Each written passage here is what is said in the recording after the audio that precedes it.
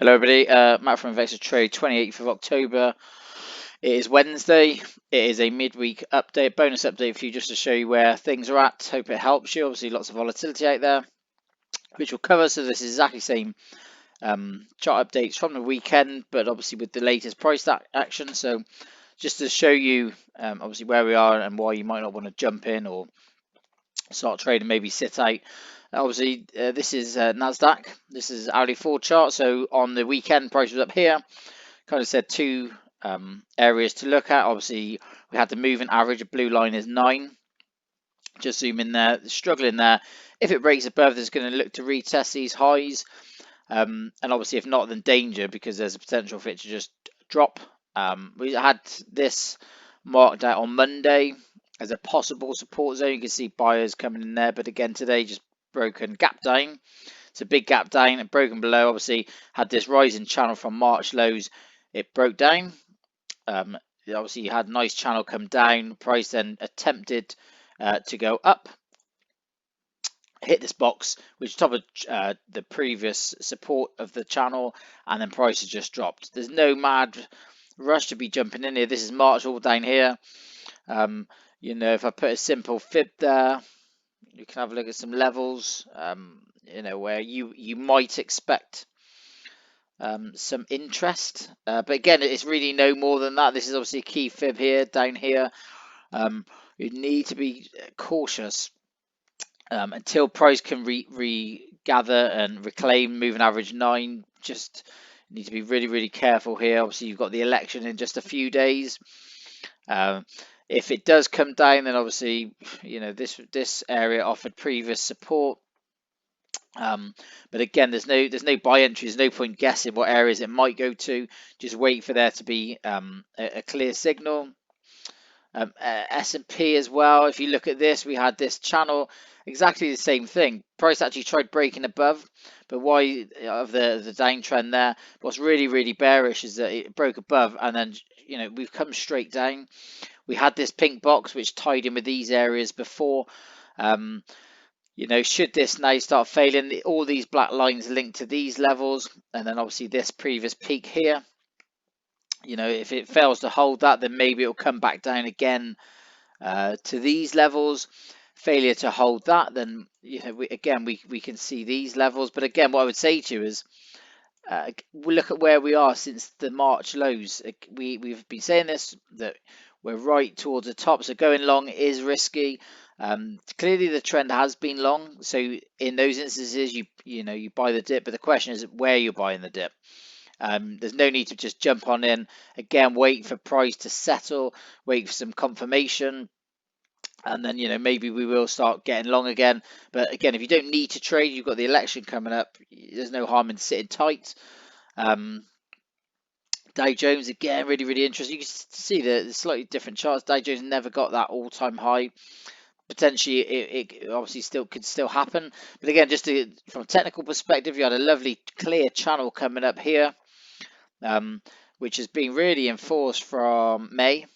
So May channel come up, you had a falling wedge, which is a bullish continuation pattern, huge move come back up.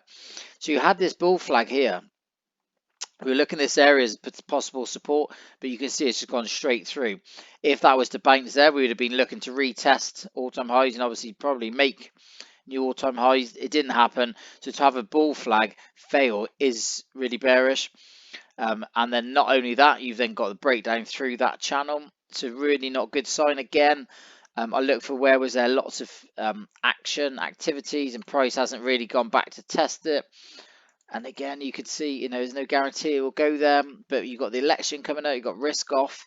Price has never really gone back to this area. If I put a Fibonacci in for this move, then again, you know, that's the 50% retrace of that March. So potentially then you might start looking and waiting for confirmation, but at the moment it's just dangerous. You know, the trend is now short term anyway, down. So you can use the moving averages to look for resistance and then entry.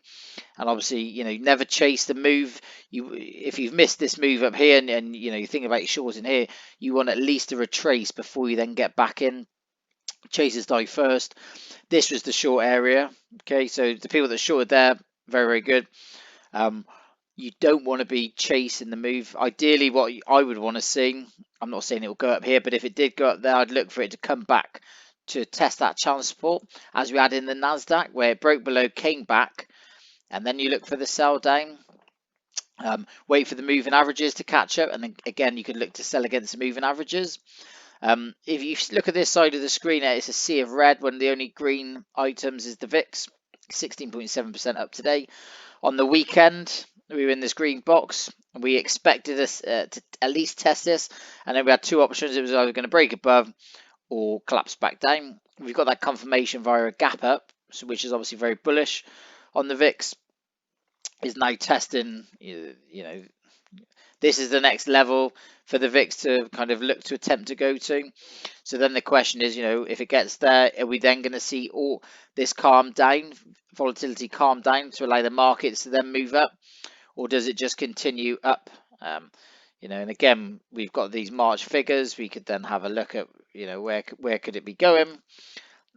50% is up here. So again, we need to keep an eye on the VIX, but the VIX is clearly bullish, is gapped up over this descending trend line, gone up. Germany, right, it's going to look like a spirograph to you now, but I'm going to talk you through what I'm looking at. So the first thing is we're looking at some trend lines, and to draw the trend lines, we're looking at where they've got multiple points. Okay, so this is all about probability. So we're looking at where was resistance. So again, this was resistance. Resistance comes above, use it as support, and off we go.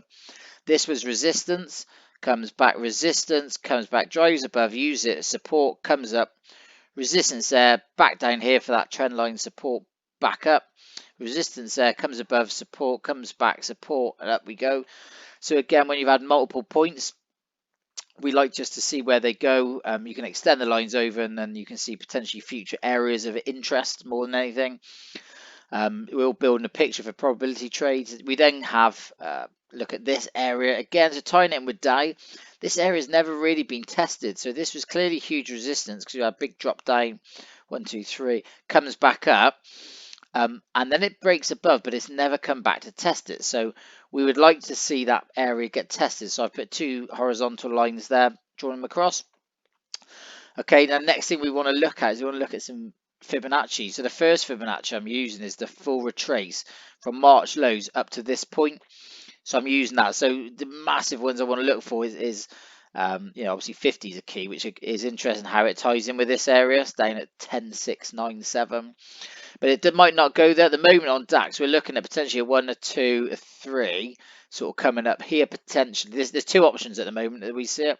This could be a big 3, and now we've got a 1, 2, 3, 1, 2, 3, 1, 2, 3, 4, 5. Okay, so this could be a large scale wave 4. So say this was a wave 1, and then a wave 2, and then a wave 3 comes up, wave 4. That's option A.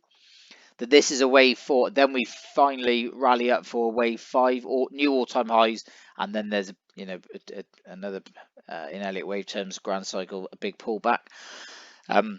That's option A. This is a wave 4. Option B becomes a lot scarier if you're long the market, because option B would be that this 5-wave move up from the lows is now complete, and now we're retracing that whole move. That retrace can come down here. It could come to this area, which hasn't been tested. Since that broke out, it has not been tested. So wave 2, if that's what it is, could come down here. Wave 4 shouldn't really go past these levels. So that's the first Fibonacci we've got, is this blue one. Second one, what I'm doing is I'm measuring an extension of this first wave down. So we could have a 3 here. Arguably, whether that's a 5, I think it's more of a 3. 1, 2, 3 up. So we're measuring the extension of here. That we normally you get a reaction between 100 and 1618 extension. 1618 extension comes to 11374 or thereabouts.